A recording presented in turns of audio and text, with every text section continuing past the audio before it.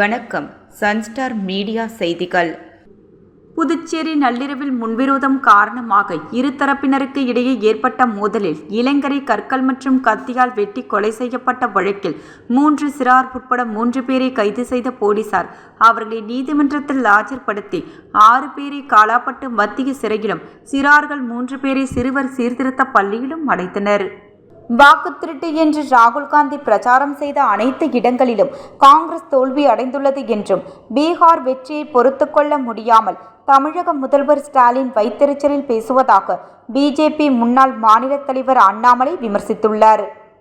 புதுச்சேரி ஏனம் பிராந்தியத்தை சேர்ந்த போலீசார் போக்சோ வழக்கில் கைது செய்யப்பட்ட குற்றவாளியை புதுச்சேரி சிறையில் அடைத்துவிட்டு மீண்டும் போலீஸ் வேனில் ஏனம் திரும்பிய போது ஆய்வாளர் ஒருவர் வேனில் கள்ளு குடித்து கொண்டு நடனம் ஆடியதாக சமூக வலைதளங்களில் வீடியோ வைரலான நிலையில் குத்தாட்டம் போட்ட ஆய்வாளரை சஸ்பெண்ட் செய்தும் மற்ற போலீசார் மீது துறை ரீதியான நடவடிக்கைக்கு புதுச்சேரி காவல்துறை தலைமையகம் உத்தரவு பிறப்பித்துள்ளது.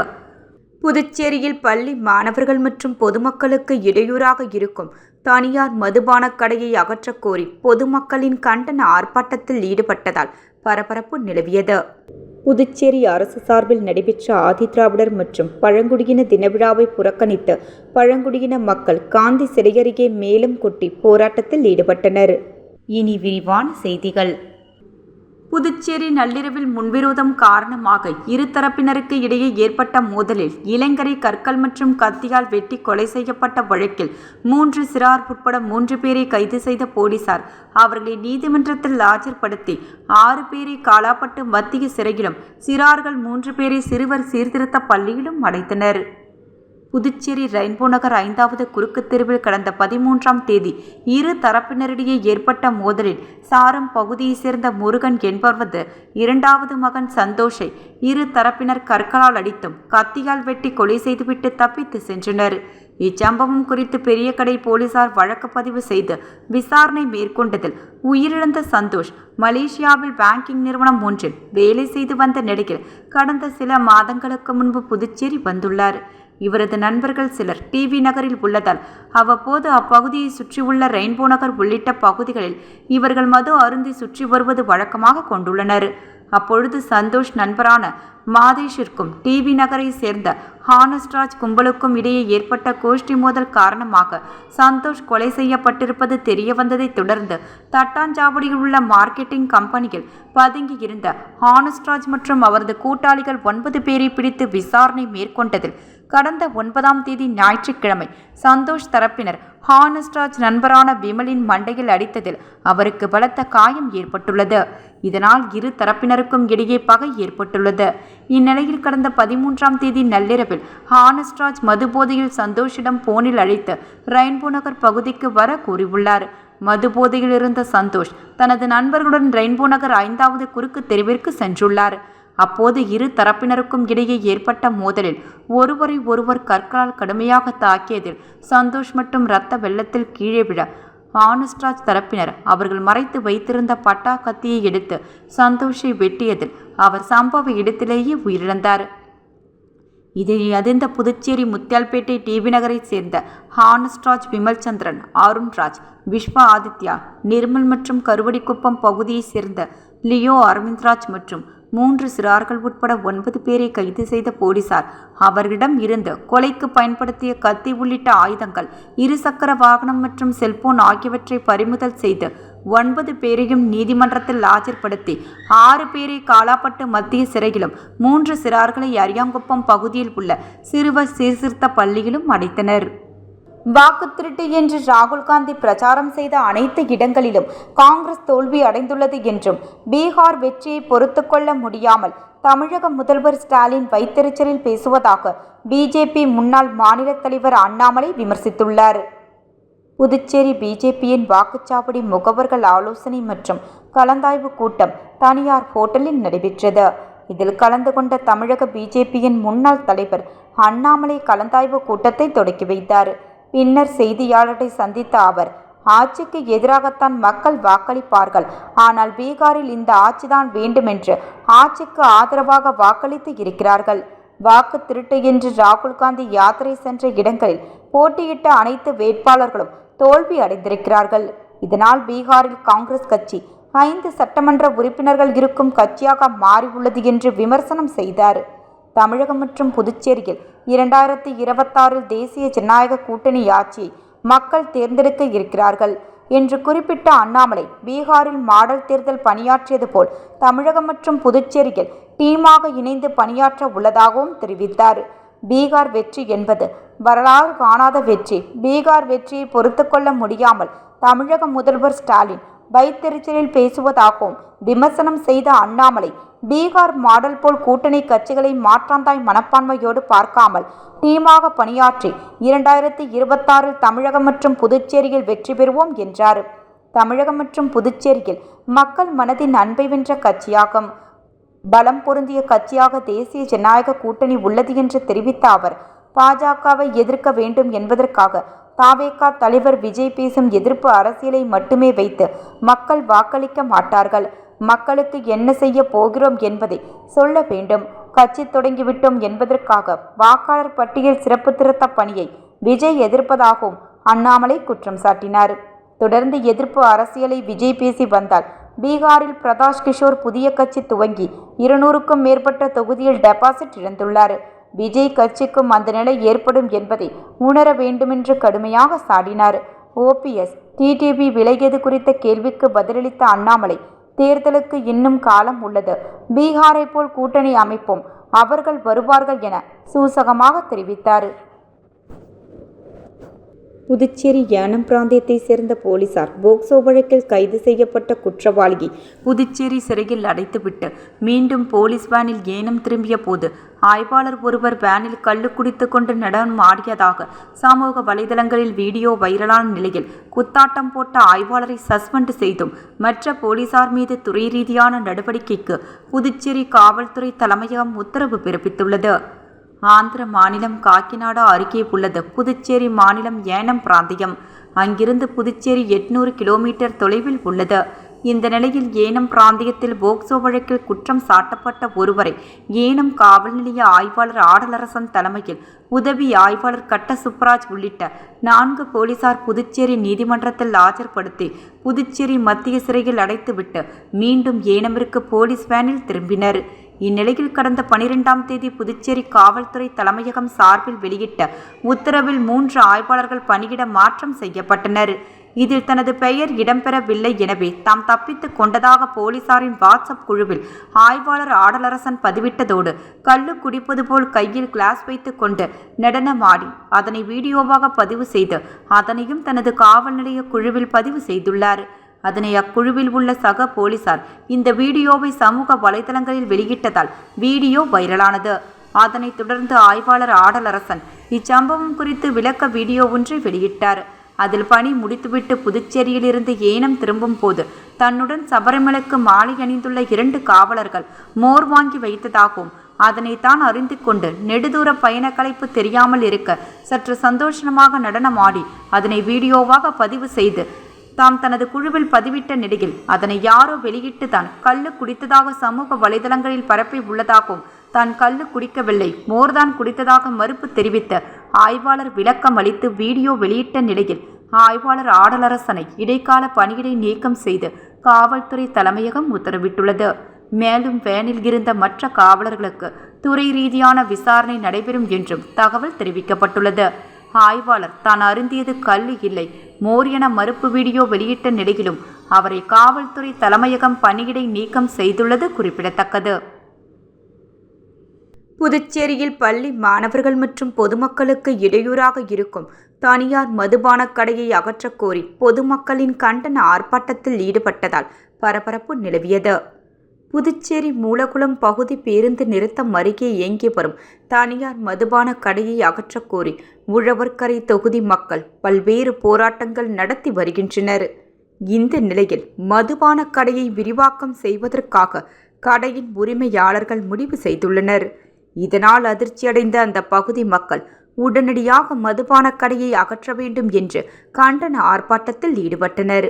வழக்கறிஞர் சசிபாலன் தலைமையில் நடைபெற்ற கண்டன ஆர்ப்பாட்டத்தில் உழவர்கரை தொகுதியைச் சேர்ந்த சுமார் 100க்கும் மேற்பட்ட பொதுமக்கள் கலந்து கொண்டு மதுபான கடை அகற்ற கோரி கண்டன கோஷங்களை எழுப்பியதுடன் உழவர்கரை பேருந்து நிறுத்தம் என்ற பேனரை கையில் பிடித்தபடி மதுக்கடை எதிராக நின்று போராட்டத்தில் ஈடுபட்டதால் பரபரப்பு நிலவியது. புதுச்சேரி அரசு சார்பில் நடைபெற்ற ஆதிதிராவிடர் மற்றும் பழங்குடியின தினவிழாவை புறக்கணித்து பழங்குடியின மக்கள் காந்தி சிலை அருகே மேளம் கொட்டி போராட்டத்தில் ஈடுபட்டனர்.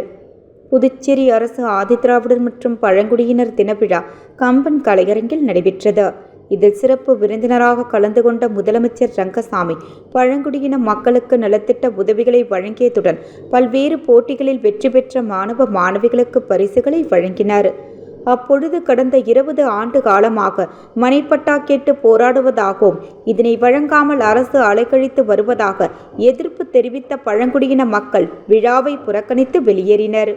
தொடர்ந்து கடற்கரை காந்தி சிலை அருகே சென்ற அவர்கள் தங்களது கோரிக்கைகளை அரசுக்கு தெரிவிக்கும் வகையில் மேளம் கொட்டி எதிர்ப்பை தெரிவித்தனர். இதுகுறித்து அவர்கள் கூறும் பொழுது, இலவச மனைப்பட்டா கேட்டு பல ஆண்டுகளாக போராடி வருகிறோம். ஆனால் இதுவரை அரசு அதை கண்டுகொள்ளவில்லை. இந்த விழா என்பது பழங்குடியின மக்களை பின்னோக்கி அழைத்து செல்லும் விழா. குறிப்பிட்ட அவர், மத்திய அரசுக்கு பெயருக்காக காட்டுவதற்காகவே புதுச்சேரி அரசு விழா நடத்துவதாகவும் குற்றம் சாட்டினார். காமராஜ் சட்டமன்ற தொகுதி சார்பாக பாரதிய ஜனதா கட்சி NDA கூட்டணி பீகார் தேர்தலில் வெற்றி கொண்டாட்டத்தை முன்னிட்டு மாநில தலைவர் VP ராமலிங்கம் மற்றும் அமைச்சர் ஜான்குமார் அறிவுறுத்தலின் பேரில் உழவர்கரை மாவட்ட துணைத் தலைவர் SKR செல்வகுமரன் தலைமையில் மாநில செயற்குழு உறுப்பினர் அன்புச்செல்வன் மற்றும் மாநில அமைப்பாளர் வர்த்தக பிரிவு மொபைல் சரவணன் முன்னிலையில் கட்சி நிர்வாகிகள் சிகார் ஜெயின் ரவி, அண்ணாமலை, சுகுமார் சுவாமிநாதன், மகாவீர் சர்மா, தேவராஜ், அலெக்ஸ் G சரவணன், ஸ்ரீ வைகுண்ட ரவீந்திரன் மற்றும் மக்களுடன் இனிப்பு வழங்கி பட்டாசு வெடித்து கலந்து கொண்டு நிகழ்ச்சியை சிறப்பித்தனர். புதுவை தமிழ்ச்சங்கத்தில் உலக நீரிழிவு தினத்தை முன்னிட்டு டாக்டர் சுமன் அவர்களின் தலைமையில் நீரிழிவு நோய்க்கான விழிப்புணர்வு நிகழ்ச்சி நடைபெற்றது. இதில் பல்துறை சிறப்பு நிபுணர்களை அழைத்து அவர்களின் அனுபவங்களையும் நீரிழிவு நோய்க்கான ஒரு புரிதலையும் மக்களுக்கு பயனுள்ளதாகவும் அமையும் வகையில் சுமன் ஏற்பாடு செய்திருந்தார். டாக்டர் சுமன் அவர்கள் பொதுமக்களின் நலனுக்காக பல்வேறு நிகழ்ச்சிகளை முன்னெடுத்து செய்கின்றார் மற்றும் இந்த நாளில் யோகா, உடற்பயிற்சி, மனநிலையை ஒருமுகப்படுத்துதல் மற்றும் சர்க்கரை நோயை மருந்து இல்லாமல் நம்முடைய வாழ்க்கை முறையின் மூலம் எவ்வாறு கட்டுப்படுத்துவது என்ற விளக்கிடும் அளிக்கப்பட்டது. டாக்டர் சுமன் அவர்களின் இந்த சேவை மேன்மேலும் தொடர வேண்டும் என அனைவரும் வாழ்த்தினார்கள். இந்த நிகழ்ச்சியின் மூலம் மக்கள் அனைவரும் பயனடைந்துள்ளனர். புதுச்சேரி உடையார்தோட்டம் பகுதிக்கு உட்பட்ட அவை நகர் சந்திப்பிலிருந்து துறைமுக சாலை சந்திப்பு வரையிலான பிரதான சாலையில் வாய்க்கால் வசதிகளுடன் கூடிய சிமெண்ட் சாலை அமைக்கும் பணிகள் நகராட்சி மூலம் சட்டமன்ற உறுப்பினர் தொகுதி மேம்பாட்டு நிதியின் கீழ் கடந்த அக்டோபர் மாதத்தில் தொடங்கப்பட்டன. இந்த பணிக்கான பூமி பூஜையை உப்பளம் தொகுதி திமுக சட்டமன்ற உறுப்பினர் அனிபால் கென்னடி அவர்கள் சிறப்பு விழாவாக நடத்தி பணிகளை தொடக்கி வைத்தார். இதனைத் தொடர்ந்து இன்று சட்டமன்ற உறுப்பினர் அவர்கள் சாலை அமைக்கும் பணிகள் நடைபெறும் இடங்களுக்கு நேரில் சென்று பார்வையிட்டு ஆய்வு செய்தார். அங்கு பொதுமக்களையும் சந்தித்து பணிகள் குறித்து அவர்களின் கருத்துக்களை கேட்டறிந்தார். பணிகள் தாமதமின்றி விரைவாக முடிக்கப்பட வேண்டும் என்று சம்பந்தப்பட்ட நகராட்சி அதிகாரிகளிடம் சட்டமன்ற உறுப்பினர் அவர்கள் வலியுறுத்தினார். இந்த ஆய்வின் போது தொகுதி துணை செயலாளர் ராஜ், கிளை செயலாளர் ராகேஷ் உள்ளிட்ட MLAக்கள் அவர்களுடன் இணைந்து கலந்து கொண்டனர். புதுச்சேரி இணையவழி காவல் நிலையத்தில் நடந்த மக்கள் மன்றத்தில் முதுநிலை காவல் கண்காணிப்பாளர் திருமதி நித்யா ராதாகிருஷ்ணன் IPS மற்றும் காவல் ஆய்வாளர்கள் திரு S தியாகராஜன், இதர காவலர்கள் கலந்து கொண்டனர். 30க்கும் மேற்பட்ட பொதுமக்கள் கலந்து கொண்டு தங்களுடைய வழக்கு சம்பந்தமாகவும் லீன் அன்லீன், ஃப்ரீஸ் அன்ஃப்ரீஸ் சம்பந்தமாக குறைகளை தெரிவித்தனர். உடனடியாக அந்த புகார்கள் மீது நடவடிக்கை எடுக்க ஆய்வாளருக்கு முதுநிலை காவல் கண்காணிப்பாளர் திருமதி நித்யா ராதாகிருஷ்ணன் IPS உத்தரவிட்டார். மேலும் பொதுமக்கள் தவறவிட்ட 21 செல்போன்கள் கண்டுபிடித்து உரியவர்களிடம் ஒப்படைக்கப்பட்டது. அதன் மதிப்பு 6,25,000 ஆகும். மேலும் சமீபத்தில் நடைபெறும் இணையவழி குற்றங்களான உங்கள் ATM கிரெடிட் கார்டு, CVV பின் நம்பர், OTP மற்றும் MPN விவரங்களை எக்காரணத்தை கொண்டும் எவருக்கும் பகிர வேண்டாம். எந்த வங்கியும் OTP பின் நம்பரையும் கேட்க மாட்டார்கள். வாட்ஸ்அப் குழுக்களிலோ அல்லது தெரிந்த நபர்களிடம் இருந்தோ யூனோ எஸ்பிஐ என்ற ஏபிகே லிங்கானது பரிமாறப்பட்டு வருகிறது. அதனை நீங்கள் தொட்டாலோ அல்லது உள்ளே சென்று பதிவுகளை பதிவிட்டாலோ உங்களது பணத்தினை இழக்க நேரிடும். ஆப் மூலம் உடனடி கடன் மற்றும் குறைந்த வட்டியில் லோன் தருவதாக கூறி உங்கள் புகைப்படங்களை ஆபாசமாக சித்தரித்து மிரட்டினால் அதனை நம்பி யாரும் பணம் செலுத்தி ஏமாற வேண்டாம். பெண்கள் சமூக வலைதளங்களில் தங்களின் புகைப்படங்கள் மற்றும் வீடியோக்களை பதிவேற்றம் செய்யும் முன் அத்தகைய வலைதளங்களில் உள்ள பாதுகாப்பு அம்சங்களை பயன்படுத்துவது மிகவும் நல்லது. மேலும் பெண்கள் தங்களின் நெருங்கிய நண்பர்களுடன் எடுத்துக்கொள்ளும் புகைப்படங்களை சமூக வலைதளங்களில் பதிவு செய்வதை தவிர்க்க வேண்டும். உங்கள் வங்கிக் கணக்கு சஸ்பெண்ட் செய்வதாக கூறி வாட்ஸ்அப் மூலமாக ஏதேனும் லிங்க் மற்றும் ஆப் மெசேஜ் வந்தால் அதனை கிளிக் அல்லது இன்ஸ்டால் செய்யாதீர்கள். வீட்டிலிருந்தே சமூக வலைதளங்கள் மூலம் அதிக பணம் சம்பாதிக்கலாம் என்று பகுதி நேர வேலைவாய்ப்புகள் வழங்குகிறோம் என்று ஆசை வார்த்தைகள் கூறினால் அதனை நம்பி யாரும் பணம் செலுத்தி ஏமாற வேண்டாம்.